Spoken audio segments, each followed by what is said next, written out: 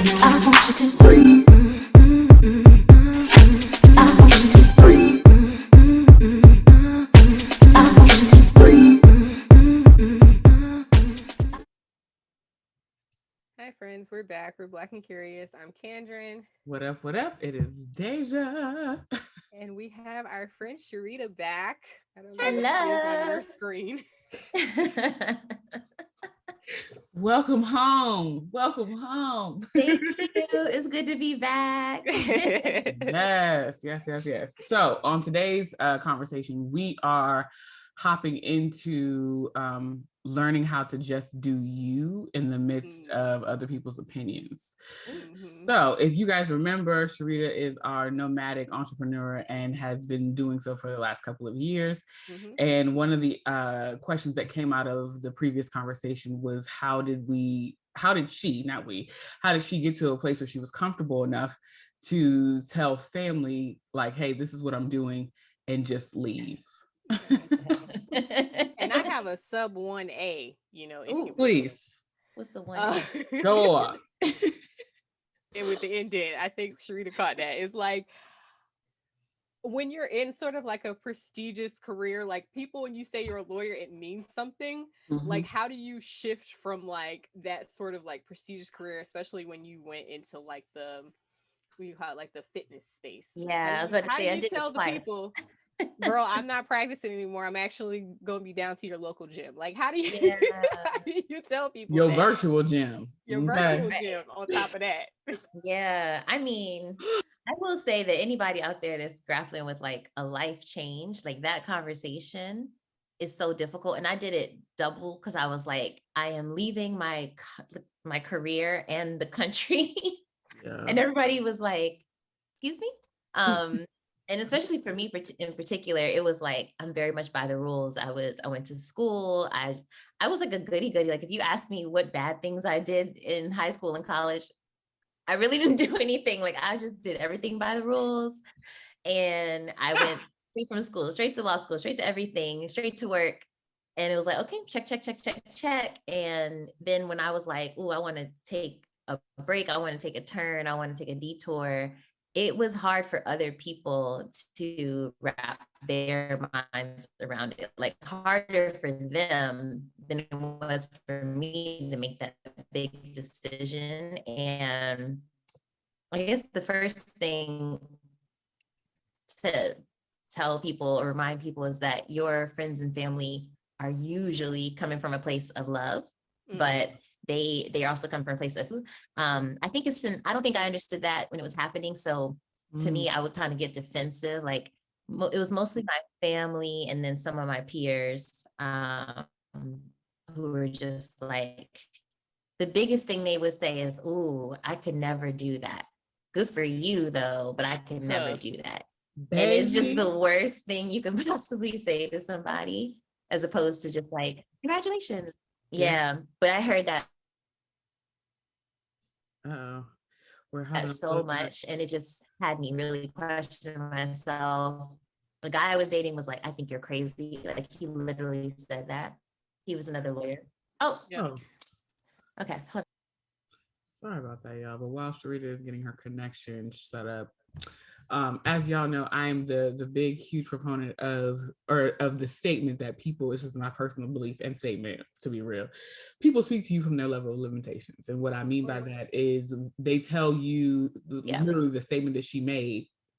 Oh, like I could never or like, oh my God, like why would you and question your choices in a way that is negative because they're speaking from a point where they could not fathom doing X, Y, and Z. And because you are limited in doing something doesn't necessarily mean that I am or that Sharita was.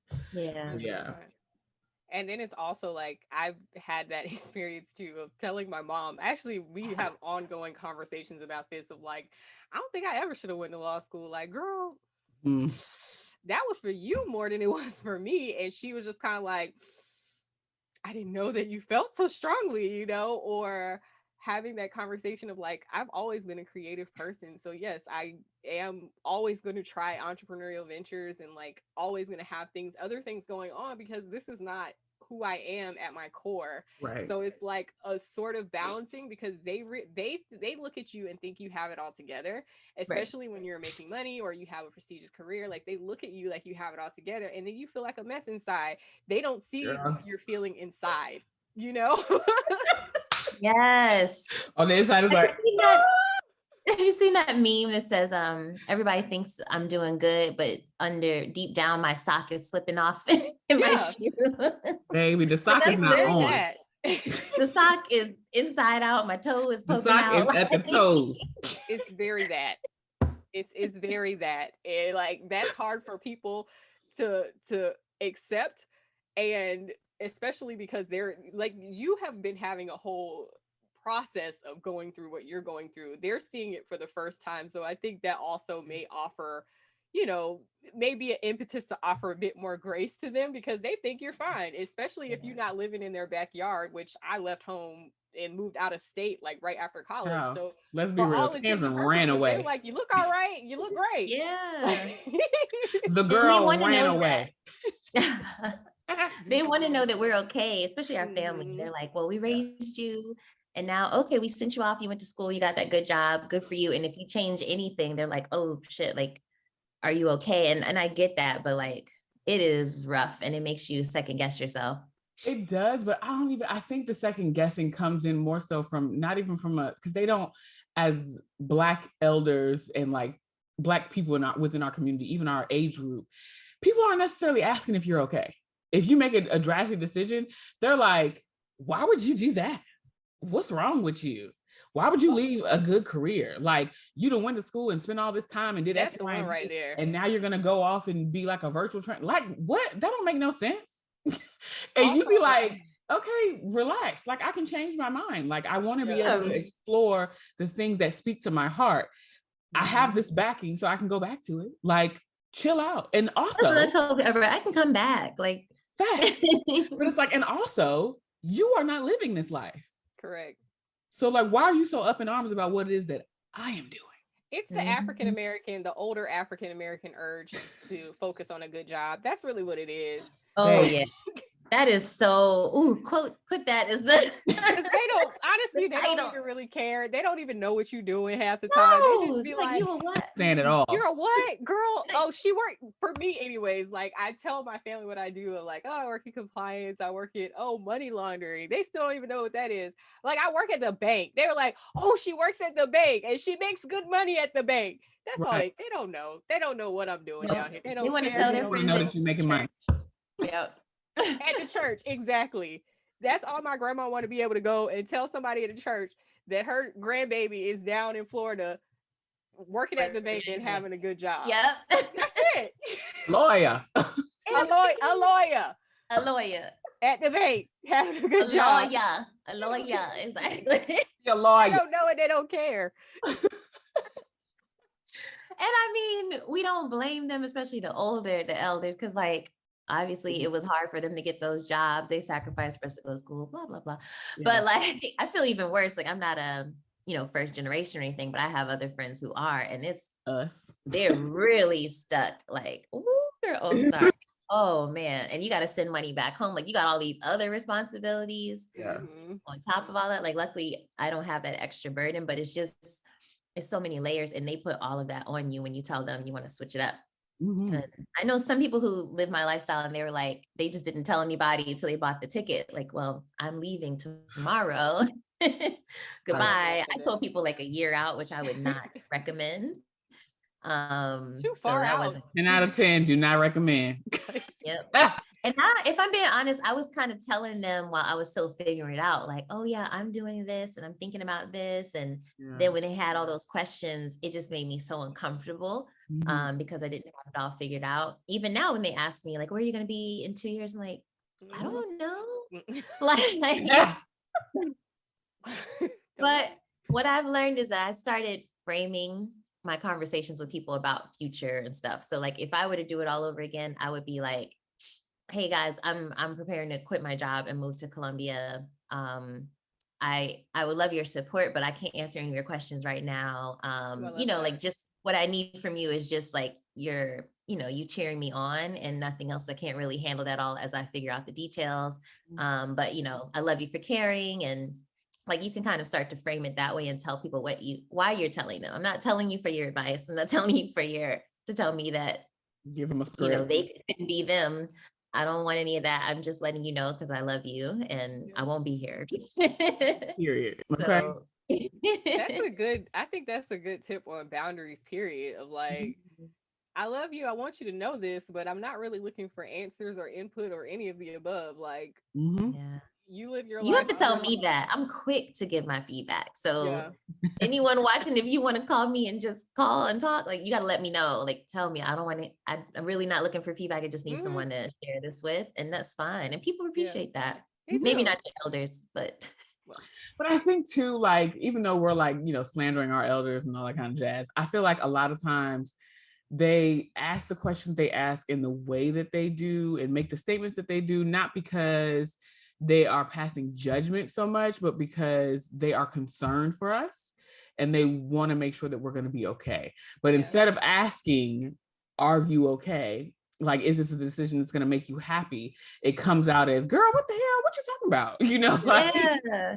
I told them quitting law, going to Columbia. They were like, you gonna not have money and go get shot? Like, what are you right.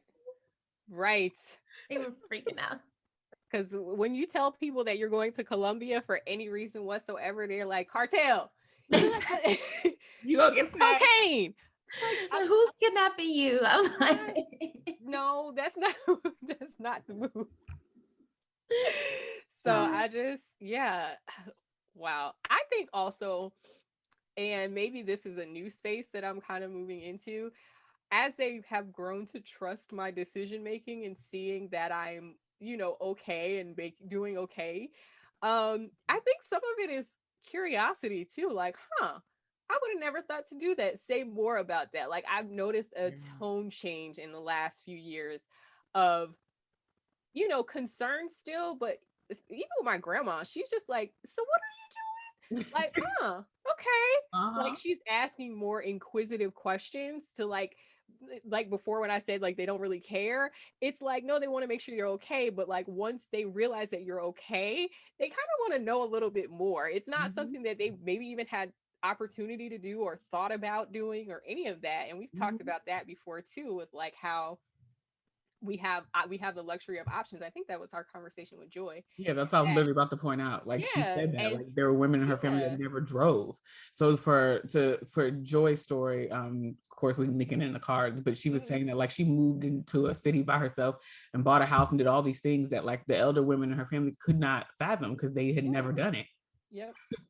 And if you've never driven, like telling somebody that you're going across the world for any reason whatsoever, it's just like, well, what are you doing that for? You know what I'm saying? Like, you're going by yourself? Right. But then there's like a curiosity about, well, what did you do there? Like, how was it? What? Yeah, there's an element of curiosity to it as well that hasn't been lost on me in the last, I would say, few years. Yeah. But I think you're right. That happens once they see you survive and thrive, though. They usually don't get too curious at first. Yeah.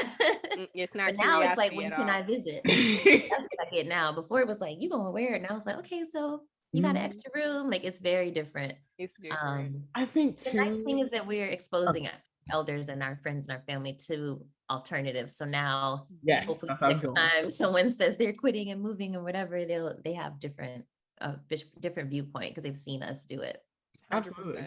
I also think too, like, to that point, like when you start to make these pivotal transitions, I feel like a lot of people, at least within my immediate community, we started doing these things like in our 30s.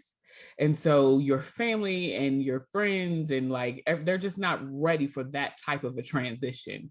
And they don't know, like there is no framework for it because it hasn't happened before. You know what I mean? And so I think that when you're really trying to define who it is that you are, which is what happens, like we had a conversation, I think it's called The Mundane Life, where right around like 33, between 33 and like I'll say 35, 36, you are at a slowdown point because you've gotten so far within, career and life experience, but then the slowdown is boring. So you're like, okay, well, this is not it. Something has got to give.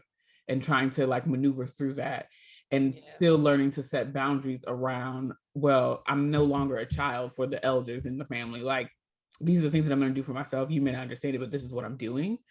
That I feel like at that stage and that point in life, you're still at a really rocky stage, because it's not easy to do things that you've not even ever seen done. 100%.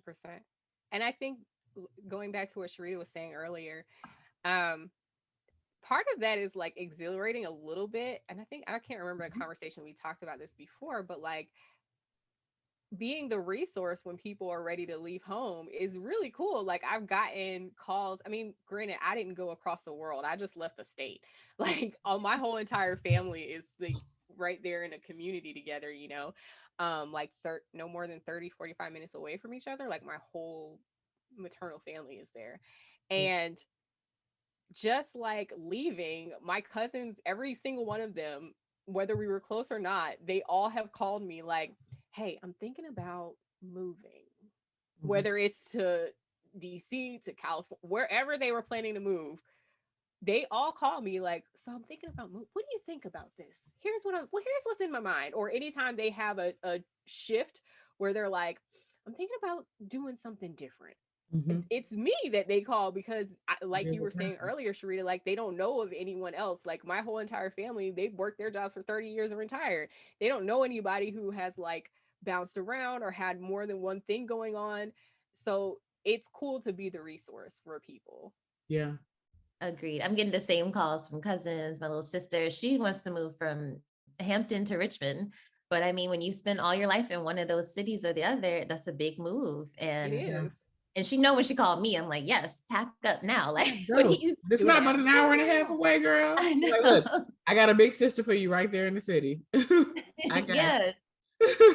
Exactly. Like, going over there. Exactly. So I hadn't even thought about that, but that does feel really good when you know that you're kind of giving people the permission to even think about trying something new just because you took a risk. So yeah.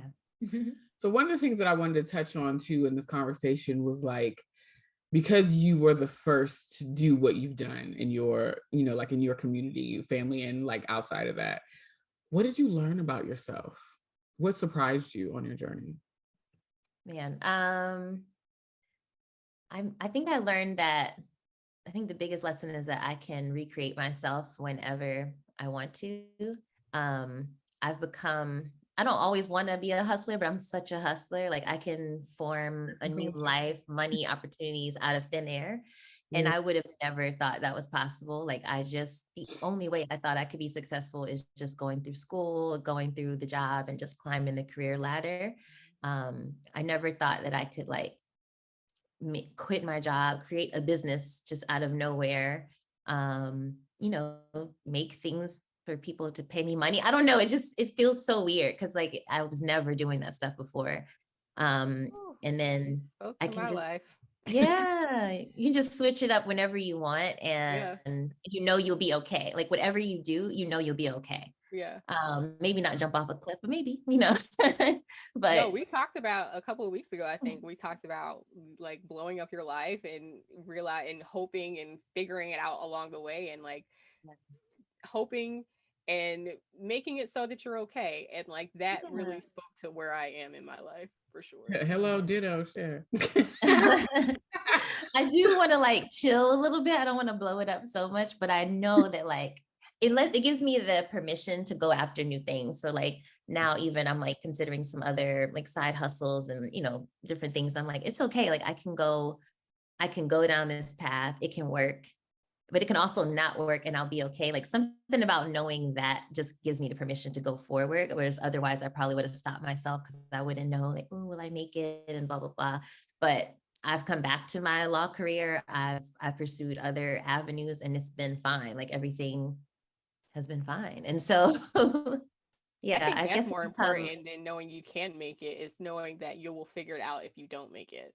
Yes. Yeah. Yes. That is important. That is where I am right now. Mm-hmm. It's so important because I can't jump off a ledge unless not that I have to know the net is there, but like, I don't know. I do. I ain't gonna lie to you. Yeah, like But now I don't know. It's like I know the net is there. I can't see it. And I think before I needed to see it. I needed everything. I needed you to tell me how everything was going to be step by step. But now I am literally, I mean, I guess that's stepping out on faith. I was gonna say But it's a faith thing, yeah.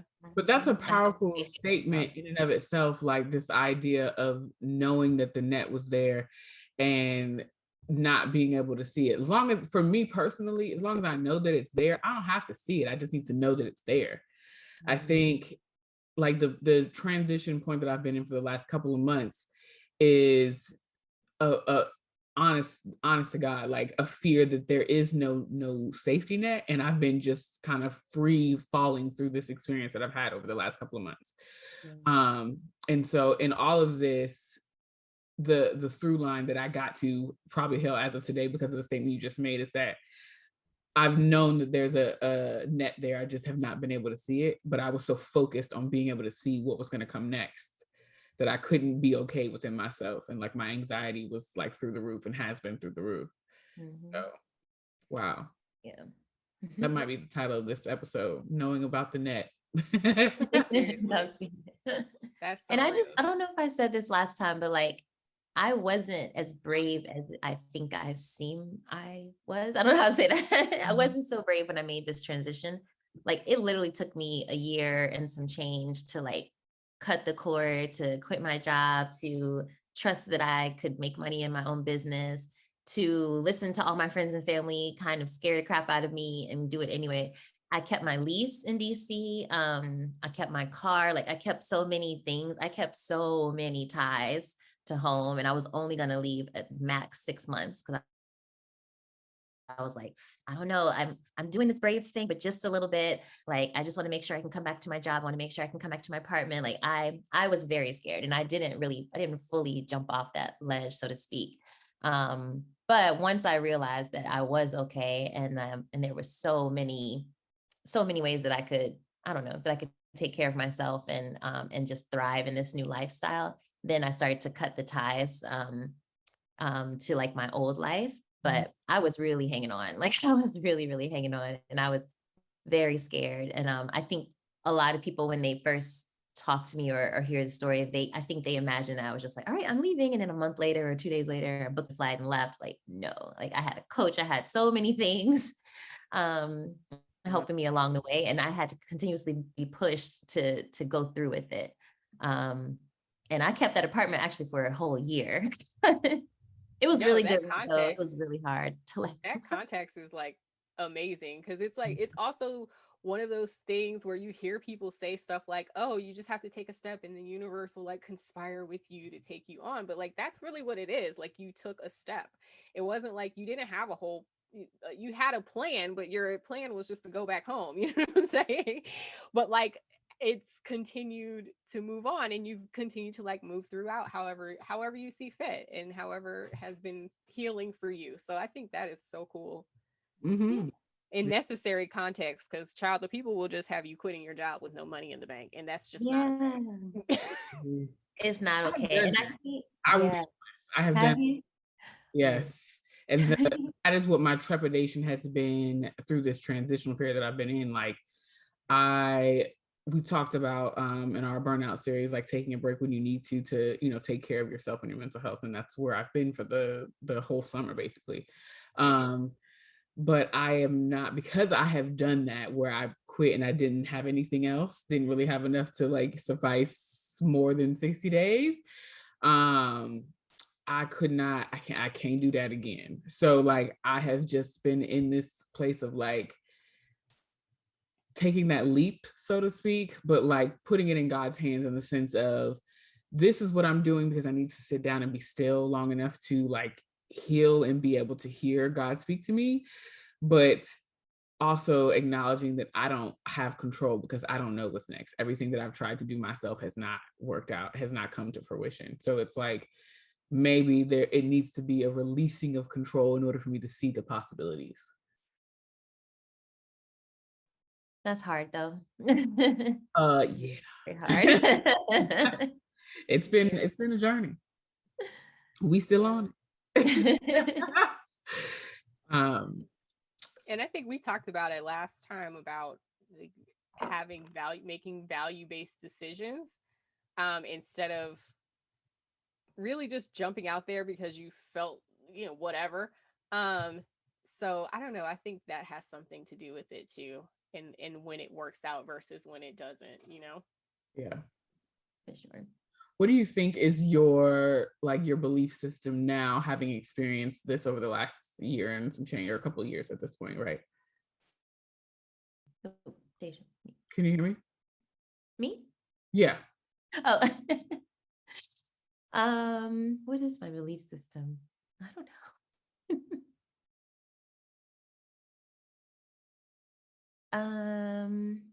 I mean, yeah, I think the faith in myself has grown, although it goes up and down. I would love to just have like a nice quote and like, I always believe in myself 100%, but it goes up and down. So I Mhm. know Yeah. generally that I'll always survive, and I know that I can dive into new ventures and be successful, but I still have so much self-doubt. I still have like the instinct to run back, and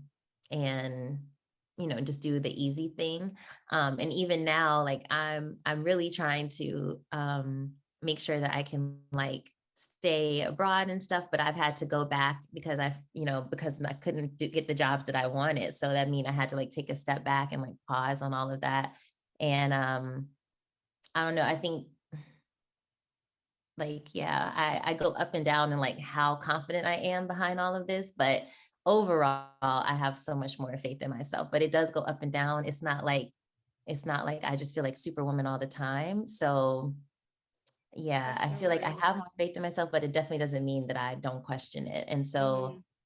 yeah, I go back and forth. I'm like, do I want to keep this up, or I just want to like, maybe I should just stay home and just get married and just like settle down. And then I'm like, no, but this is not the dream life. Like I have to have my dream life. And so, I just go back and forth. I have a But question. Like, what keeps you going then? Like, if you're going back and forth, like in those times that you're just like, girl, I'm back and not forward. yeah. So, like, what keeps I you ain't doing going that to shit like no more. look for the next destination or kind of look for the Yeah. next thing? Like, what makes you want to even look? Well, like now I think I'm okay with the feeling of like I really want to slow down. So like now my new goal is like in the next year is to have a home like Mhm. somewhere, and that's is my base. And then I can have like a couple of months to like travel and explore and kind of fulfill like my nomad, you know, aspirations and stuff. But I do want like a home. I want to put my suitcase down. I want the same bed to come home to. So like I guess just giving myself grace. Like I tried something for a long time. It's been like 4 years. Mhm. And now I'm like, okay, and now I want to slow down. And like I want everything. I want like the family and everything, but I just want to do it on my own terms. And I don't want anyone to tell me that I have to be in one place, if that makes sense. I love So that so Mhm. much. And I love, what I love from this conversation that I don't think we got enough of, maybe in the last conversation because we were just so excited about it. It's just like you're moving in and out of these phases and these spaces. And it's like we don't talk enough about how life is just Lifing. lifing, and it's up and down and it's in and out it of all these the time. phases. It's not like it's not always a straight line to something, Right. and then also like you can change your mind to the point of being like, okay, I did that for X amount of time, loved it, enjoyed it, good time. But Right. now it's time to like move on to something else. And hell, if that doesn't work out, or if I decide I don't like sitting down in one place or whatever, then I'll pick up my suitcases and go again. Period. But it seems That's people are so stuck on like this idea that you can't change your mind. It's like, why? Yeah, everyone. I really think that everyone out there feels that way. And especially it is people who are toying with the idea of moving abroad. They're like, what if I don't like it? It's like, well, you go back. you Go leave home. again. Go back home. And It's it's not. yeah. And I think once you get past that like you're not tied forever. You're tied to some decisions, children, whatnot, but for the most Oh, part, we ain't got none. Okay. That is a life decision. only by choice, Lord, please. But Down I'm gonna be a wealthy housewife before I be popping out anybody's face. exactly. But Yeah. I think that once you get past that, the fact that like you are not stuck anywhere, you're not stuck with your decision, you're not stuck with your location, you're not stuck really with anything, and you pretty much always have the power to change it. And then I think that is the most empowering thing of this lifestyle. And I feel the same way when I have to go back home. I'm like, well, I'm home now. I gotta sit down and like, rethink how I'm gonna do this. And then if it feels right, then I keep going. If it doesn't, then I don't. So I love that. yeah, but I think people are worried about what other people think. So they're like, well, if I change my mind, everyone thinks I failed and they'll be right and blah, blah, blah. And it's like, no, it's whatever feels right. So if it feels good for you now, that's great. And if it doesn't later, then you'll deal with that and proceed accordingly. Yeah. And then ultimately, I think a lot of times we think other people think about us more than they do or judge us more than they do. And they ain't worried about us. They are not worried about us. Just going back to the beginning of the conversation is like, your parents just want to know that you're not going to be back on their couch. They don't care. Like, they don't want to know that you have enough money to stay out of their house. Or, you know what I'm saying? Like, that you're not going to be destitute and homeless. Yeah. Like, that's literally all that they want to know. Like, they don't care. Exactly. Like that. They really don't. And all these other people, like the Instagram people, they don't care. They don't know you, and they worried about themselves. So whatever you do or don't do. And the people who do care need to find some business. And I mean, that's really what it is. And those are not your people anyways. They're just people that are spectating from the outside anyway. Yeah. Come on, spectating. But yeah, I get caught up in it too, like having to explain myself. And I'm like, I don't really have to justify this. I'm doing this because it feels right. And I'm stopped because it didn't. Like, yeah. Period. I think so I'm, I've talked about this before, but I'm 39. So I'm not at a place now where I'm explaining shit. Like, if I have not obligated myself to you in any sort of way, there's no explanations to be had. I don't owe you that.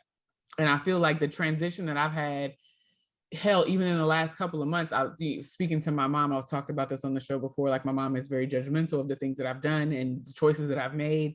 And so in the space that I'm in now, her energy is different because I've had to have like we had a couple of check you moments. Like, my life is different. I'm not a married mother of two and like have a husband and a home and children to take care of. Like, me taking care of myself and figuring it out as however I move through the world is just on me.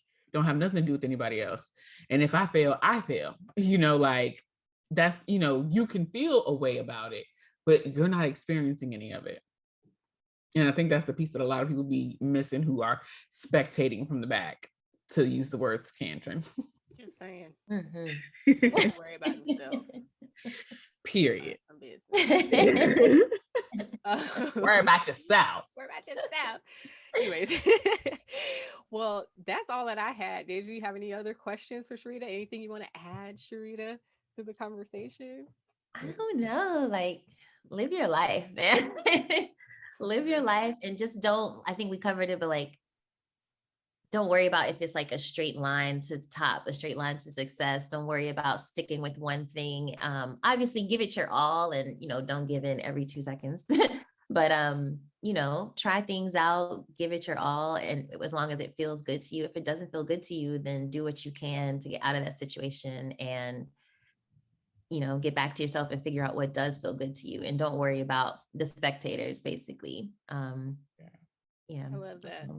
Final thoughts would be like, you are the purest example of what freedom looks like, even in understanding that there are going to be ups and downs, but it's about taking that first step and just kind of going from lily pad to lily pad, leaping from one direction to the next until you find your way.